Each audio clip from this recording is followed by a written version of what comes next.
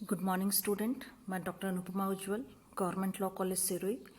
आज हम LLB second year में सब्जेक्ट इंटरनेशनल लॉ स्टार्ट करेंगे और उसमें टॉपिक देखेंगे एक्स्ट्राडिक्शन, प्रत्यर्पण।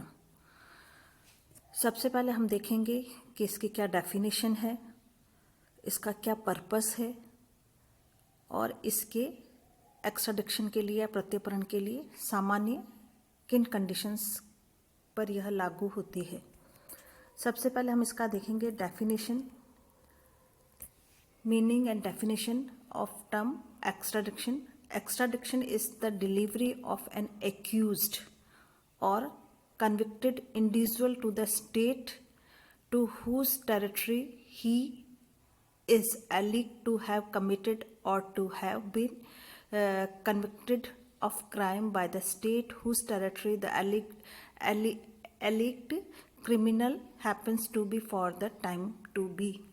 प्रत्यर्पण का अर्थ क्या होता है? अपराधी जिस देश में उसने अपराध किया है या वहाँ का अभियुक्त है, उसे उस देश द्वारा जहाँ वह उस समय है लौटा देना चाहिए। तो प्रत्यर्पण जो है नॉर्मली जो कोई भी व्यक्ति जिसने कोई भी क्राइम किया है और वह अपने देश में क्राइम करके किसी दूसरे देश में भाग जाता है ताकि वह पकड़े जाने से बच सके या उसके विरुद्ध किसी प्रकार की कानूनी कार्रवाई न हो, इससे बचने के लिए वह अपना देश छोड़कर किसी अन्य देश में चला जाता है।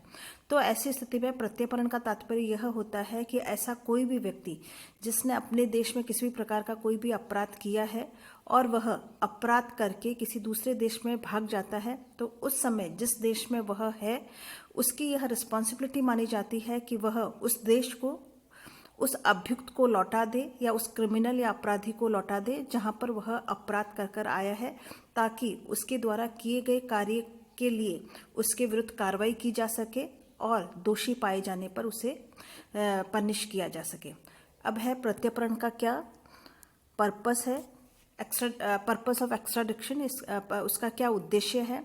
The purpose of extradition is to prevent criminals who flee from a jurisdiction to escape from punishment for a criminal offense they have been accused or convicted of crime।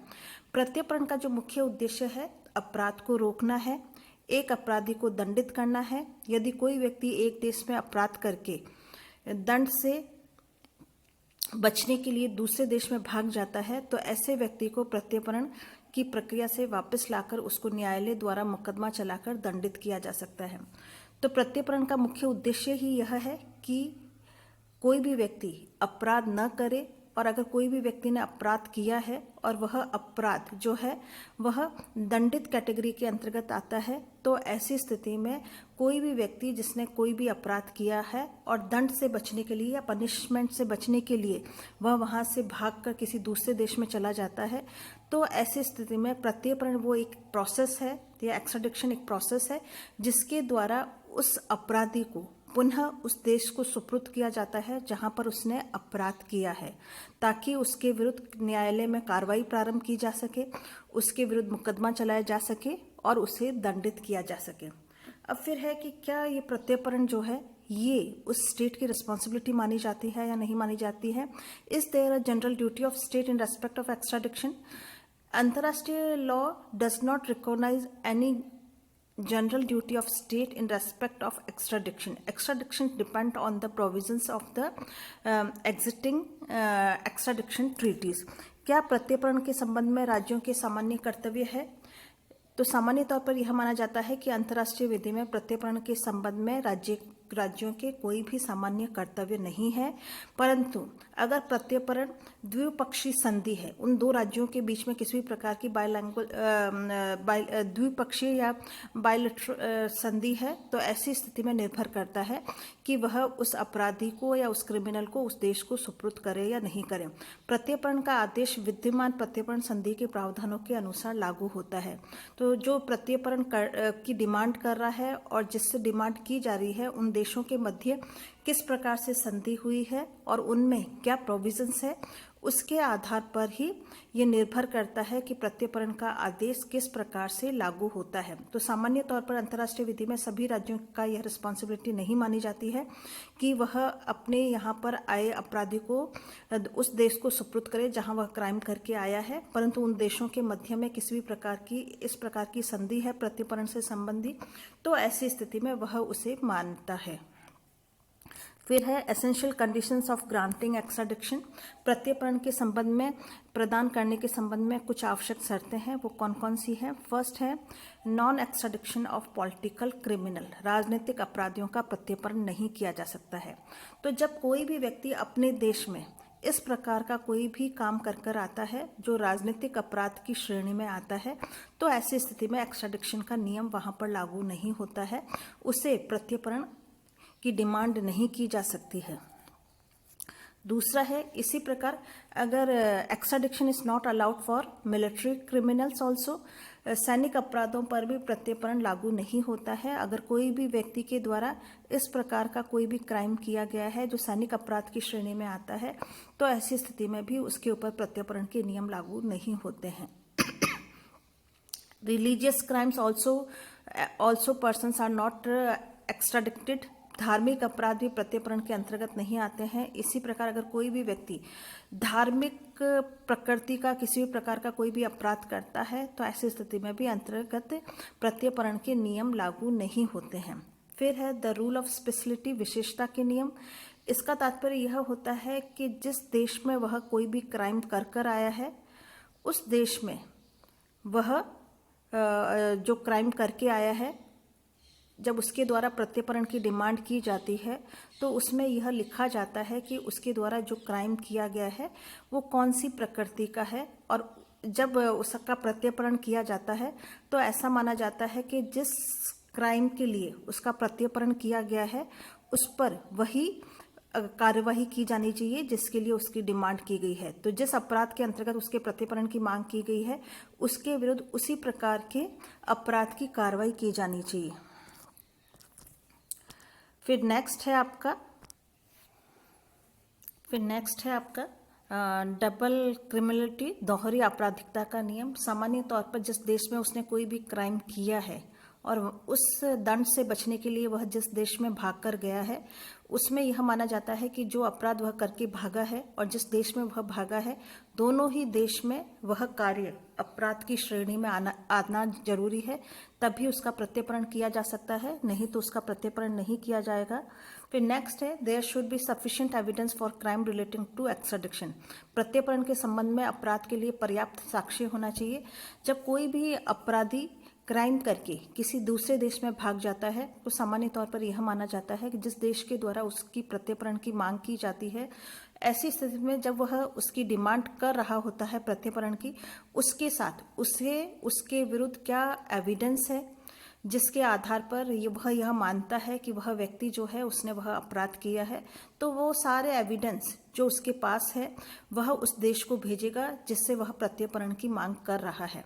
वह देश, उस देश का यह राइट बनता है कि वह उस व्यक्ति के विरुद्ध जिसकी वह डिमांड कर रहा है, उसके विरुद्ध जो साक्ष्य है वह उनका अध्ययन करेगा, और वो इस बात से सेटिस्फाइड हो जाता है कि ये जो एविडेंस उस देश के द्वारा प्रस्तुत किए गए हैं प्रथम दृष्टया उसके अपराध को साबित करने के लिए काफ़ी है, तभी वह उसका प्रत्यर्पण करता है।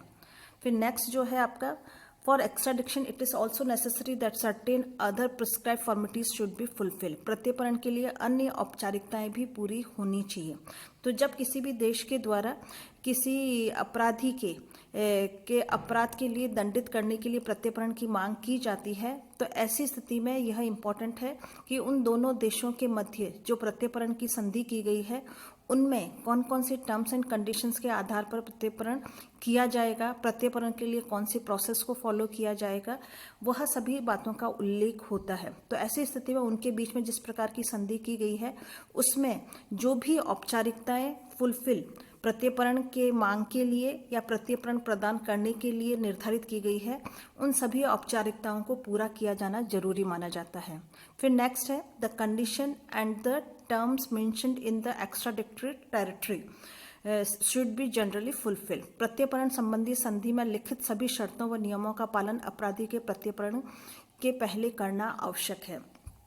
तो जब किसी देश के द्वारा प्रत्यर्पण की डिमांड की जाती है और जब किसी देश के द्वारा उस अपराधी को प्रत्यर्पण के अंतर्गत उस देश को सुपुर्द किया जाता है, तो ऐसी स्थिति में उन दोनों देशों के मध्य जो संधि की गई है उनमें जो लिखित शर्तें हैं उन सभी शर्तों का और उन नियमों का जो उन दोनों देशों के मध्य प्रत्यर्पण अपराधी को प्रदान करने के संबंध में निर्मित किए गए हैं, प्रत्यर्पण करने से पूर्व उन सब का पालन करना आवश्यक माना जाता है। फिर है आपका extradition is generally a matter of bilaterally treaty. प्रत्यर्पण आमतौर पर द्विपक्षीय संधि पर होता है कि अगर दोनों देशों के मध्य किसी भी प्रकार की संधि की गई है तभी प्रत्यर्पण जो है हो सकता है। अगर इन दोनों देशों के मध्य किसी भी प्रकार की प्रत्यर्पण की संधि नहीं है तो ऐसी स्थिति में देश किसी भी अपराधी को सुपुर्द करने के लिए अपनी स्वेच्छाकारिता का प्रयोग कर सकता है। वह उसका को प्रदान करे या नहीं करे वह उसकी रिस्पॉन्सिबिलिटी नहीं मानी जाती है। Generally state do not allow the extradition of their own citizens. सामान्य तौर पर राज्य अपने नागरिकों को प्रत्यर्पण करना स्वीकार नहीं करता है। तो सामान्य तौर पर यह माना जाता है कि जब कोई भी व्यक्ति अपने देश में किसी भी प्रकार का अपराध करके अपने दंड से बचने के लिए जब वह विदेश में जहाँ का वह नागरिक नहीं है वहाँ पर चला जाता है तो राज्य अपने नागरिक को दंडित करने के लिए प्रत्यर्पण की डिमांड कर सकता है। परंतु अगर कोई भी व्यक्ति जो उस देश का नागरिक नहीं है वह विदेश में किसी भी प्रकार का कोई भी क्राइम करके पुनः अपने देश में आ जाता है तो ऐसी स्थिति में सामान्य तौर पर प्रत्यर्पण का नियम स्वीकार नहीं किया जाता है। कोई भी राज्य अपने नागरिकों को प्रत्यर्पण प्रदान नहीं करता है या प्रत्यर्पण के अंतर्गत सुपुर्द नहीं करता है। परंतु अधिकांश विधि शास्त्री इस मत की आलोचना करते हैं, वो इस बात को स्वीकार नहीं करते हैं। इसी के साथ प्रत्यर्पण टॉपिक जो है कंप्लीट होता है। नेक्स्ट जो टॉपिक है वह हम नेक्स्ट लेक्चर में करेंगे।